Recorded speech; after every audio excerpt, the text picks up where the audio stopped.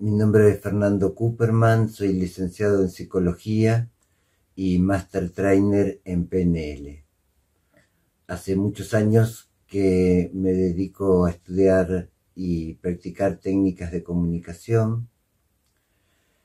La programación neurolingüística me interesó desde un comienzo porque estudiaba no solo la comunicación con los demás, sino que además estudiaba la comunicación con nosotros mismos. En este modelo, así como vemos, tenemos esta capacidad de imaginar, de recordar y de crear. Y así como escuchamos, tenemos la capacidad de reproducir el sonido, crearlo, de hablarnos a nosotros mismos y de hablar con nosotros mismos. Distintas funciones que se llaman auditivo recordado, creado, diálogo interno. En el pensamiento y también en la voz externa, el sonido con el que hablamos tiene diferentes cualidades. Y una de estas cualidades, que es a la que me quiero referir el día de hoy, es el tono y el resonador cuando se trata de la voz externa. En un modelo que hicimos con mi hermano que se llama mente holográfica, empezamos a escuchar que había una diferencia notable cuando la gente dice que sí y cuando dice que no. El sí era una voz más aguda, un tono medio tono más alto, y el no un tono o medio tono más bajo, y la gente usaba distintos resonadores. Todo lo que tiene forma de bóveda en nuestro cuerpo hace que el sonido de las dos cuerdas vocales rebote. Y el resonador que la gente utiliza para decir que sí es uno del paladar, y el que usa para decir que no está justo debajo de la lengua, arriba de la garganta. Así que si a los que me están escuchando les pregunto, ¿están de pie o están sentados? Si dicen que sí y que no, se van a escuchar la diferencia de tonos. Esto no ocurre por la I o por la O. Cuando escuchamos la voz de sí de alguien y la voz de no, y le preguntamos que nos cuente algo lindo de su vida en este momento, mucha gente de donde está va con la voz hacia arriba, y cuando tiene el agudo suficiente empieza a contar de eso que es lindo. Cuando le preguntamos por algo que esté complicado o que sea un problema en este tiempo, la gente hace al revés, hace y cuando llega al tono grave lo suficiente, ahí empieza a contar lo que está complicado.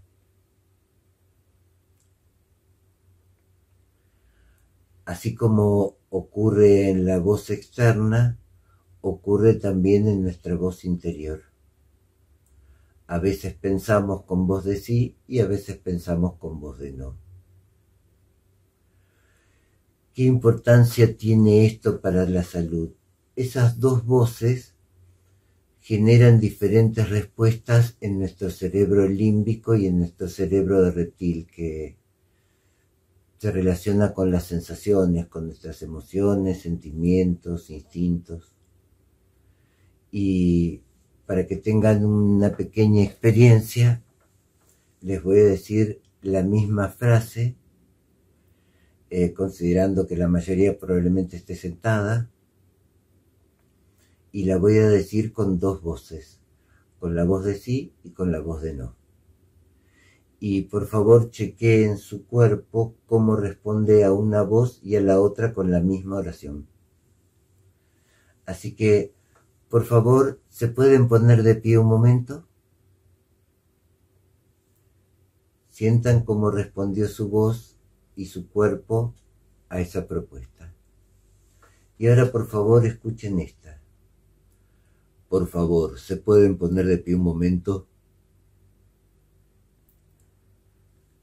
cómo responde su cuerpo cuando escucha la misma frase con voz de no. Participando en actividades presenciales, la voz de sí, aún habiéndole avisado, mucha gente se levanta, porque el cuerpo se aliviana. Y la voz de no hace que el cuerpo pese, como si se atornillara en el asiento. Volvemos a probarlo. ¿Pueden ponerse de pie un momento, por favor? ¿Pueden ponerse de pie un momento, por favor? La diferencia hace que la gente responda distinto emocionalmente a la misma organización lingüística, solo porque los tonos son diferentes. Ahora bien, cuando nos hablamos en nuestra mente, usamos las dos voces. Si, por ejemplo, están pensando en iniciar la dieta el lunes o ir al gimnasio o cualquier cambio de hábitos, y ese pensamiento suena con su voz de no, y se dicen, el lunes voy al gimnasio, el lunes empiezo la dieta, o órdenes por el estilo, es muy probable que no lo hagan, porque su cerebro límbico y su cerebro de reptil van a querer ir para el otro lado.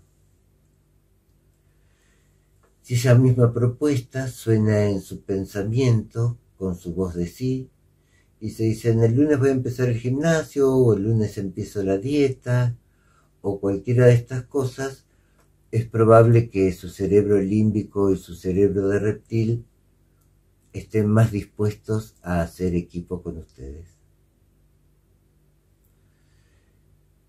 No es porque la voz de sí sea buena y la voz de no sea mala. Por ejemplo, si son vendedores, preguntarle con voz de sí a una persona qué quiere y después decirle del producto que le nombró, las características, las cualidades con voz de sí, va a hacer que vendan mucho más que si usan la voz de no.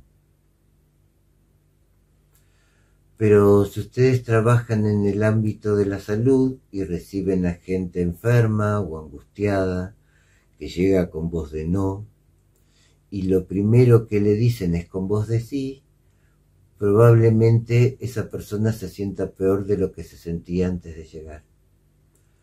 Porque hay algo del cerebro límbico de la persona, del cerebro emocional, que no se va a sentir acompañada en su angustia.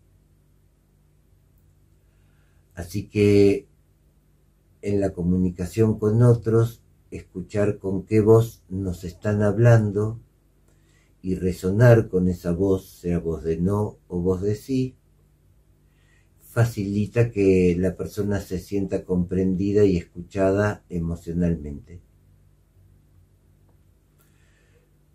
Si la persona estuviese hablando con voz de no, no conviene seguir hablando con voz de no muchas frases porque después nos vamos a sentir mal nosotros y el otro también se va a sentir peor. Parte del arte del sonido para acompañar a la otra persona al área de su mente donde pueda encontrar más soluciones o recursos es comenzar hablando con voz de no y pasar a la voz de sí para preguntarle cuál es su idea de salud, de mejoría, de recursos, de lo que quiere. Lo mismo pasa cuando nos queremos comunicar con nosotros mismos. Si nos estamos criticando y estamos usando nuestra peor voz de no, esa que nos hace sentir mal desde chiquito, que alguna vez fue externa y que introyectamos, y que usamos con nosotros cada vez que nos queremos criticar duramente, respondernos con voz de sí no ayuda. Pero si eso que nos estamos criticando, nos preguntamos eso mismo con voz de no, las respuestas pueden ser con voz de sí o con voz de no. Y eso tiene un efecto de transformar las críticas destructivas en críticas constructivas.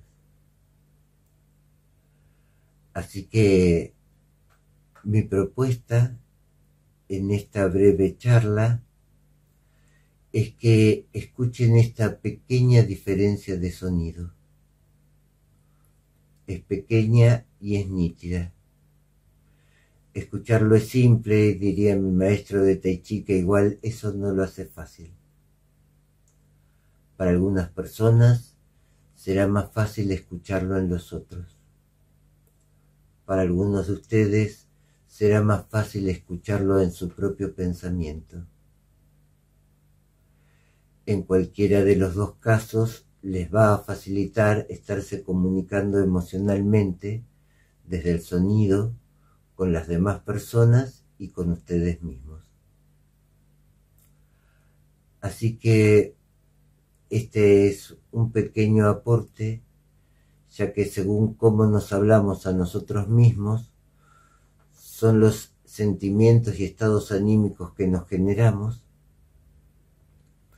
y hay estados que son más saludables que otros. Espero que les sea de utilidad, tanto en la comunicación con los otros como en la comunicación con ustedes mismos. Muchas gracias por escucharme.